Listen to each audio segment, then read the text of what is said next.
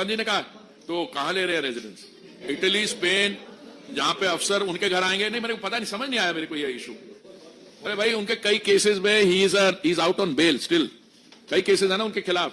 तो पता नहीं, I don't know what his thinking is, what is state of mind is just now, I know. कभी तो मैंने कहा ना, he has attacked the legal system, he has attacked the legal system, he's attacked the electoral system, he's attacked the country. तो तभी मैंने कहा, because I have seen these statements, और एक तो मैंने जो बोलता, मूर्खता कई लेवल्स की होती है। साधारण किस्म की मूर्खता होती है जो आप बच्चों के साथ एसोसिएट करते हो, कभी कभी विदाउट नॉलेज कुछ चीजें कह जाते हैं। फिर एक असाधारण क्वालिटी की होती है, एक्स्ट्राऑर्डिनरी, ये तो चक्रवर्ती क्लास चीजें कह जाते हैं। ये दो अलग स्ट्रीम्स हैं। राहुल गांधी जी स्टेटमेंट्स देते हैं, जो मैंने कहा कि चक्रवर्ती क्लास की स्टेटमेंट्स हैं ये, उसकी कारण उनकी अपनी जो स्टैंडिंग और क्रेडिबिलिटी है उस पर सवाल उठते हैं। उनकी पॉलिटिकल पार्टी, कांग्रेस पार्टी, वो इस स्टेटमेंट के साथ एसोसिएट करेगी नहीं करेगी मुझे नहीं मालूम। उनकी पार्टी में there are members of the Sikh community also, Channi ji हैं जो फॉर्मर है, और बाकी लोग हैं, उनसे पूछा जाए कि आपको क्या पगड़ी पहनने में दिक्कत हो रही है, आपने बच्चों को कड़ा बनाने में, या कोई है problem, those are separate issue. और कानूनी कार्रवाई पॉलिटिकल स्टेटमेंट्स में, that is not for me to comment. वो he is trying to run the country down. मैं आपको बताता हूं, भारत की छवि आज के दिन में, इसलिए नहीं क्योंकि $4 ट्रिलियन की इकोनॉमी है, इसलिए नहीं क्योंकि माननीय प्रधानमंत्री जी ने हमें एक ऐसे लेवल पे ले आए हैं जो कभी भी नहीं थे।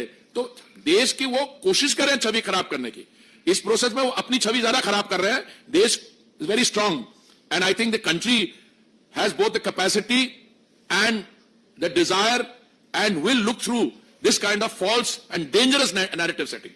अगर बाहर देश के बाहर जो लोग बैठे हैं उनको आप भड़का रहे हो कि देश में ऐसा हो रहा है, कहां हो रहा है कि जो उसको सीट नहीं मिली ना वो कंट्रोल थी, इसको जो मिल गई वो तो फ्री थी तो ले गया।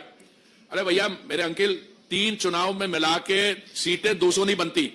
ये भी अगर कंट्रोल थी, 2019 वाली भी कंट्रोल थी, 2014 वाली भी कंट्रोल थी, हम इसका क्या जवाब दोगे? राहुल गांधी जी जब लीडर ऑफ ऑपोजिशन नहीं भी थे, and he was either a private citizen और अ मेंबर ऑफ पार्लियामेंट, शब्दों का इस्तेमाल नाप तोल कर करना was never his strong point.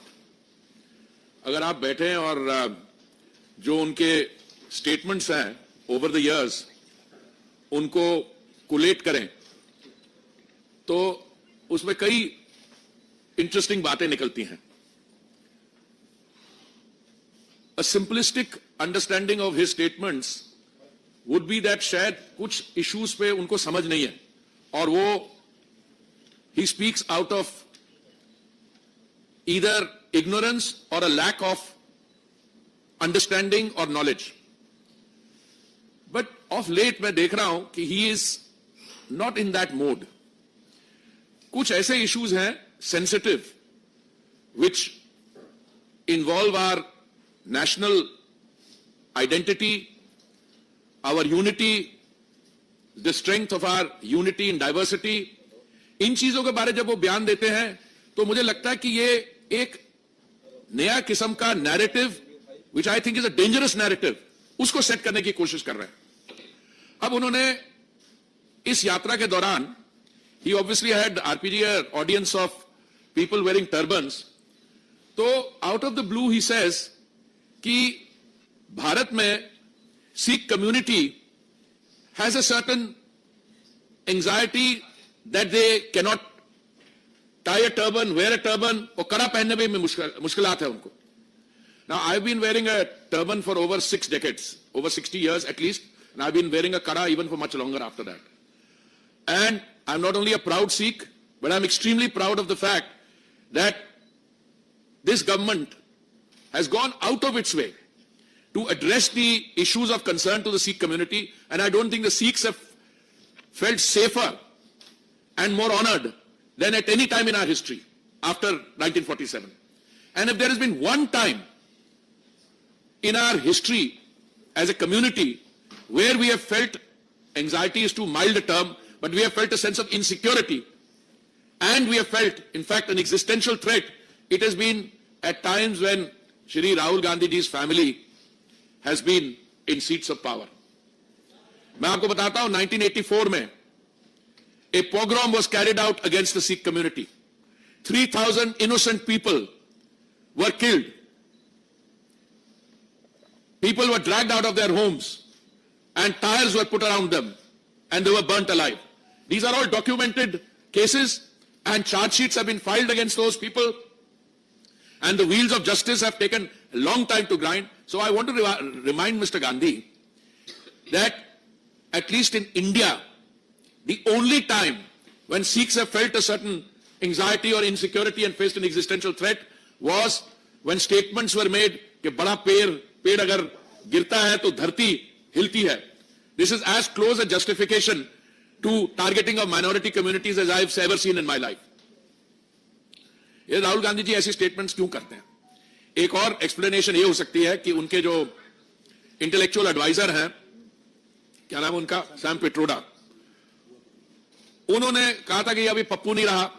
अब वो पप्पू रहा नहीं रहा, क्यों उनको ये कैरेक्टराइजेशन दी गई, I am not interested frankly. Pappu है या गप्पू है, I am not interested. What I am interested in is something like that.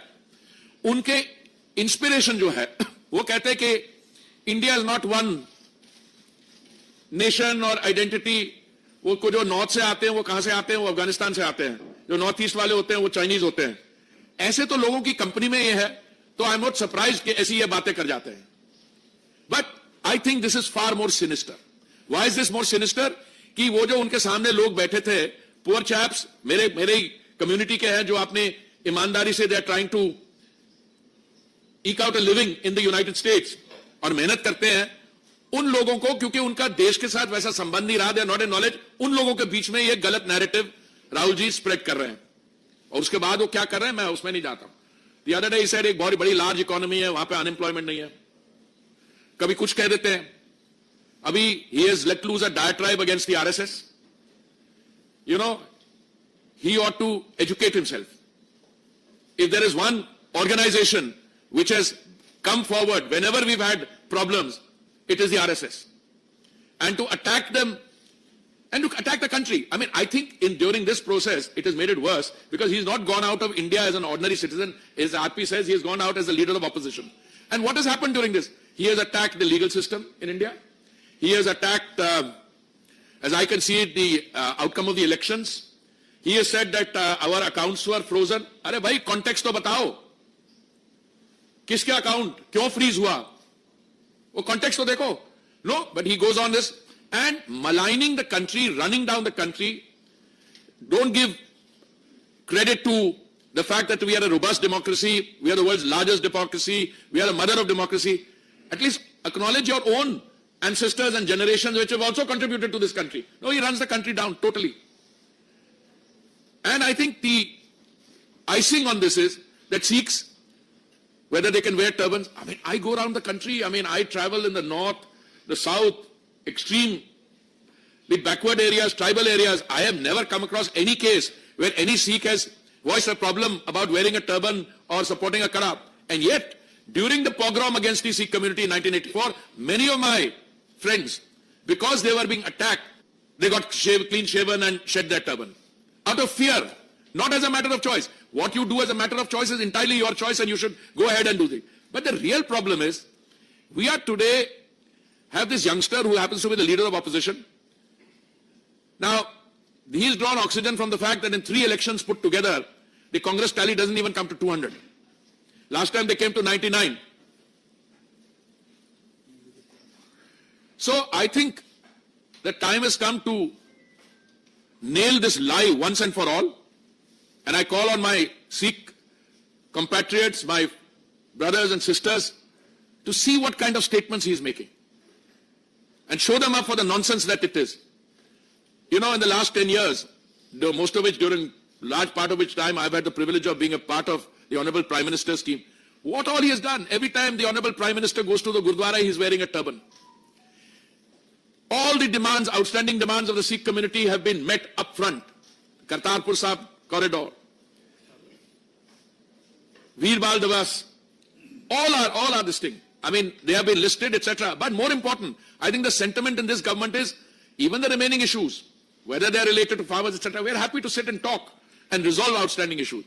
So I condemn in the strongest terms the statement that he has made about Sikhs not being able to wear turbans or karas, and I think this should be shown up for a live. मैं तो relate इसलिए कर रहा हूं, पहली बात तो शुरुआत ये है कि इसके लिए कोई मोटिवेशन नहीं थी other than the fact that he was, जैसे आपने मेरे को आज you honoured me by your presence here, यहां पे पत्रकार रहते हैं, अगर मैं आप distinguish members of fourth state को देखे मैं पत्रकारों को गाली देनी शुरू कर दूं, ये तो वही किया उन्होंने। सामने लोग बैठे थे, उनसे नाम पूछते हैं, फिर बता कौन है, फिर आकर हो इंडिया में तो सिखों को पगड़ी पहनने में भी प्रॉब्लम हो रही है, कड़ा पहनने में कहां हो रही है? यू नो हमारे religion,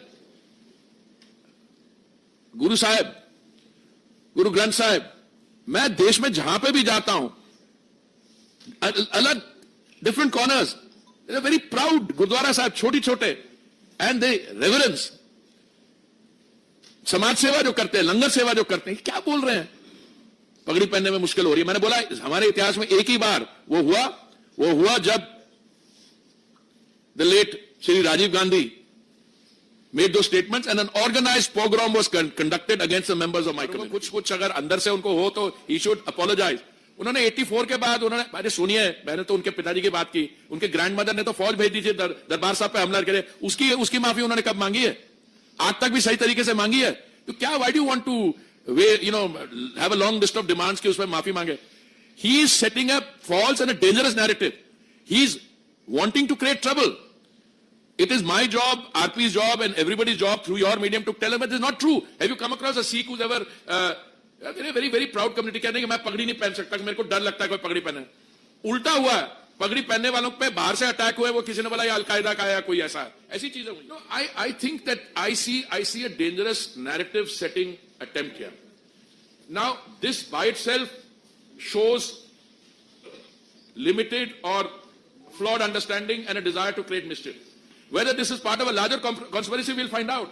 I mean, it could also be that he's appealing to groups which have a sense of alienation to come forward and create other problems. I mean, one of the things that's been pointed out to me is that the language he uses and the language which a fugitive from our law, they're living in New York, he uses is remarkably similar. Now, that is a conspiracy. Whether this is I don't know whether it's part of it, we'll find out.